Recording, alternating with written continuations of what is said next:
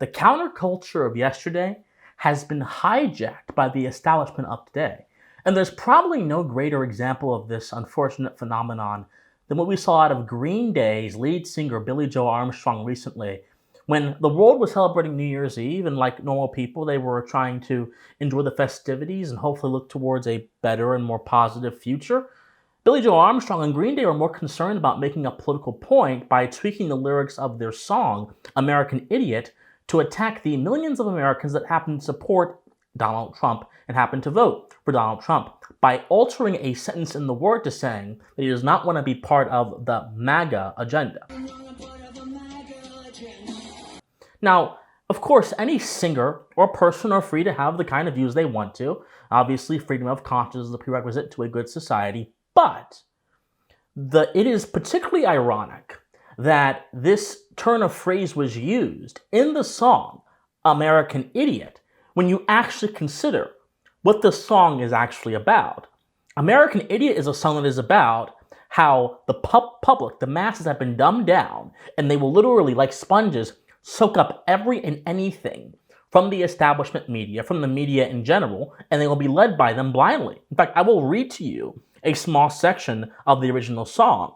It says, and I quote, "Don't want to be an American idiot, one nation controlled by the media, information age of hysteria, is calling out to idiot America."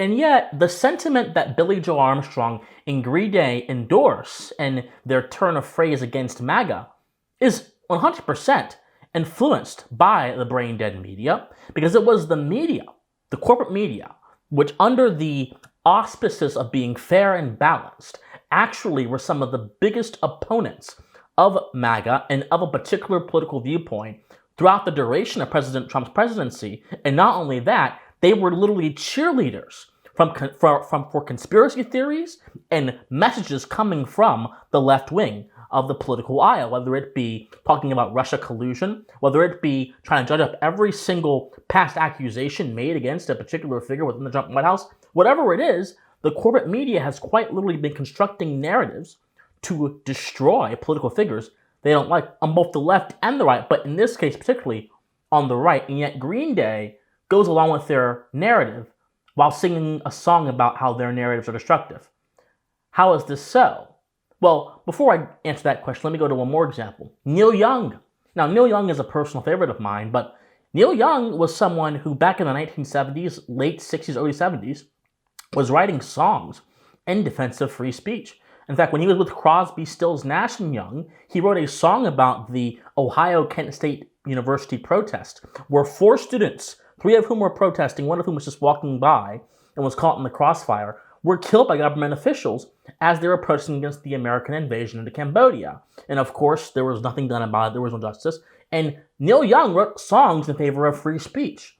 And yet in our modern era, Neil Young has a grievance that Joe Rogan was able to speak honestly his opinions about the COVID-19 rhetoric and the stuff that happened surrounding that particular event and concept. And he demanded that Joe Rogan be pulled from Spotify, or he himself would pull himself from Spotify.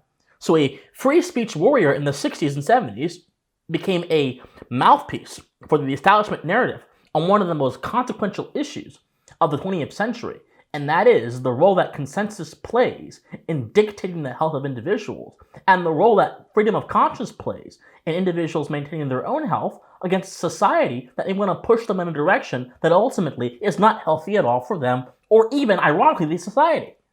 How does this happen, my friends? Very simply, and I'll close on this. It happens because the counterculture, at least in the entertainment industry, are always almost a product of particular environments. In the case of Green Day and Neil Young, they're both a product of Hollywood. And within these environments, sometimes those who have the most sway in those environments will try to instill certain ideas in the people in those environments that'll be popular one day. And then the people will follow those ideas to the nth degree. But as time changes, environments changes, cultures change, cliques change. And therefore, the people who are within this corporate counterculture world are therefore changed in their own perspectives by the passage of time. The truth is, any kind of corporate astroturfed counterculture that you see is not actually a counterculture. What it is a very clever branding and marketing opportunity being pushed by forces from on high to convince people who have that sentiment of being rebellious and being dissident that they actually have a friend in popular culture, when in all reality, it all goes back to who has the most influence over the person. If record companies have the most influence over Neil Young, that's who he'll dance to the tune to. If Hollywood has the most influence over Green Day, that is who they'll dance to the tune to. Corporate counterculture, corporate dissidence is never to be trusted. Only true, grassroots, philosophically based, intellectually strong dissidence that comes from the bottom up has the potential to change society. But dissidence that simply gives the appearance of rebellion, when in all reality you're being sponsored by the people that make the system work, is anything but rebellious. It's anything but brave. It's anything but noble. It is a front meant to deceive and meant to hijack genuine and virtuous efforts to go against the establishment's attempts to abuse the public and abuse society. Well, so I think we have someone here who himself talks a lot about these issues and actually studies wokeness intensely on his YouTube channel and talks about how it impacts different people in different areas of society all the time.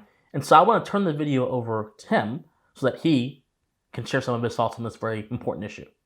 Well, welcome to the next part of this video, ladies and gentlemen. It's your boy JD. I hope you're all doing well. I'm going to be talking about another walk of life that has been, let's say, hijacked by the current establishment and its woke identity politics, and not to the benefit of the large majority, but the small minority, and that is the film industry and the messages within films, TV shows. Look, they've always had messages within them, but there is a clear difference between the messages now and of the past, right? You see, many years ago, you would have stories within films, TV shows that inspired people, friends making it through the worst situations and building an even stronger friendship, unity, always trying to achieve what you set out to do, pushing strength, honor, empathy, and the world isn't sunshine and rainbows. It's a very mean and nasty place, but you can overcome the obstacles of life. And you know, as I mentioned, right, when people went to the cinema, for example, and they left, they would leave feeling inspired.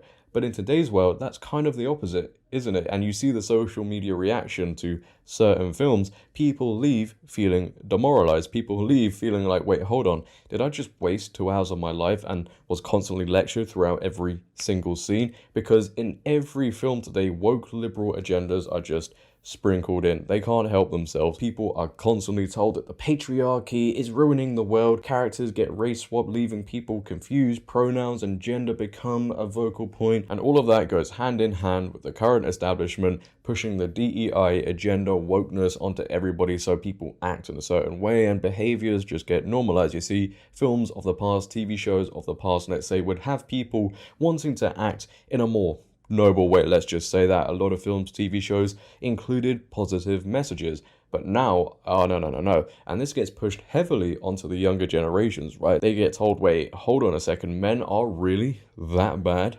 Really? And as you're going to see in the next Star Wars film that is being directed by this woke liberal feminist, she's come out and said, I like to make men feel uncomfortable, etc., etc. So you can see what messages are going to be included with that film. They then go around thinking pronouns are the most important thing because I saw it in XYZ TV show or film. They must be respected. They tell people, wait, no, you're wrong. That person wasn't actually white. They were something else. We literally saw it in Doctor Who recently. They race swapped Isaac Newton. Boy, and this has ultimately led to fans of whatever franchise, whatever film, whatever TV show becoming extremely frustrated, extremely tired with this woke identity politics agenda and how it has hijacked the film industry. So much so, people are spending less and less money on companies like Disney, who are losing a lot of money, and we are talking a lot of money. Is Disney going broke after becoming woke? In its annual fiscal report released on September 30th, Disney expressed concern over how the company's political stances are affecting profitability margins. We face risk relating to misalignment with public and consumer tastes and preferences for entertainment, travel, and consumer products, the annual Securities and Exchange Commission report stated. The report added that revenues and profitability can be negatively impacted if the company's offerings do not achieve sufficient consumer acceptance. Further, consumers' perceptions of our position on matters of public interest, including our efforts to achieve certain of our environmental and social goals, often differ widely and present risks to our reputation and brands, the SEC filing said. Senator Ted Cruz on his Verdict podcast this week called the disclosures stunning, adding because what that means is number one, Disney has lost billions of dollars. The phrase go woke, go broke, Disney has sadly embodied that phrase. The company has received criticism from conservatives in recent years, taking partisan stances and using movies geared toward children to further the ideas of diversity in gender and sexual identity in recent years. So these agendas that help the current establishment, the Democrats, the liberals, everybody involved, trying to convince people that left is right, up is down, and pushing people down a political pipeline is proving very costly for companies like Disney. But apparently that doesn't matter because they continue to do the same thing over and over and over again. Because why? Well, the only thing that matters clearly is the message. But that is the state of today's world. Will it change? Who knows? Let's hope so, right? But nonetheless, you've reached the end of this video. I hope you guys have enjoyed. If you're watching this on my channel, go ahead and show some support to Christian. He's a great guy, great channel. I know you'll love his videos. If you're watching this on Christian's channel, I hope I did a good job for you guys. Hopefully in the future too, we'll be bringing more collaborations to you guys. That would be great to see. It's an interesting time to talk about all of these issues because boy, the world is certainly heading in a strange place. But if you've enjoyed today's video, make sure to leave a like rating, comment on this video, share this video. It has been your boy JD. I'll catch you all soon. I'm out. Peace.